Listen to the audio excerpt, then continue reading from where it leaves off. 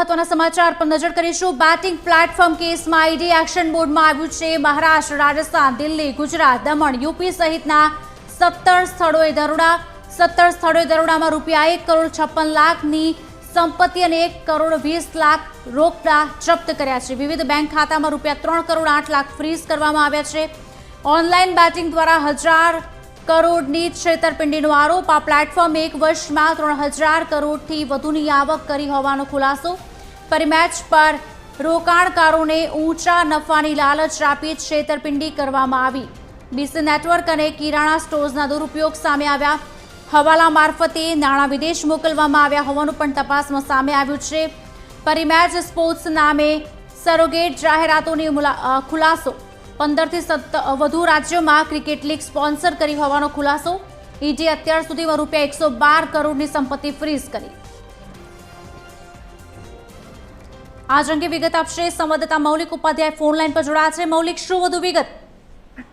ખુશાલી, જે રીતે online batting platform છે પરિમેચ, તેના વિરુદ્ધ મુંબઈમાં ફરિયાદ છે તે થઈ હતી અને ત્યારબાદ ઈડી દ્વારા સમગ્ર મામલે તપાસ છે તે શરૂ કરવામાં આવી હતી અને આ જ કેસના સંદર્ભે ઈડી દ્વારા મહારાષ્ટ્ર, રાજસ્થાન, દિલ્હી, ગુજરાત, દમણ અને ઉત્તર પ્રદેશ સહિત 17 સ્થળોએ દરોડાની કાર્યવાહી છે તે કરવામાં આવી હતી અને આ 17 સ્થળોએ દરોડામાં 1.56 કરોડની જે ચલ સંપત્તિ અને 1.2 કરોડ જે રોકડા છે તે જપ્ત કર્યા છે।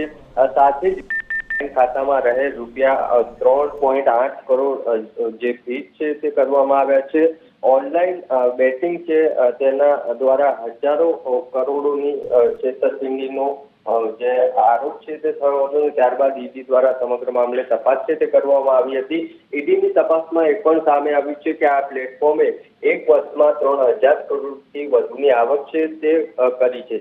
સૌથી મહત્વની વાત એ છે કે આ જે પરિમેચ છે તેના દ્વારા જે નાણાં છે તેના માટે અલગ અલગ જે કિરાણા સ્ટોર છે, આ ઉપરાંત ગ્રાહક કેન્દ્રો છે તેનો પણ ઉપયોગ છે તે કર્યો હતો। જે નાણાં મેળવ્યા હતા તે નાણાં તમામ મોટા ભાગના નાણાં છે તે વિદેશમાં મોકલ્યા હોવાનું પણ ઈડીની તપાસમાં છે તે સામે આવ્યું છે। અત્યાર સુધી ઈડી દ્વારા 112 કરોડની સંપત્તિ છે તે સમગ્ર કેસમાં ફ્રીઝ કરવામાં આવી છે અને હજુ પણ ઈડીની તપાસ છે તે ચાલુ છે। જી, આભાર મૌલિક।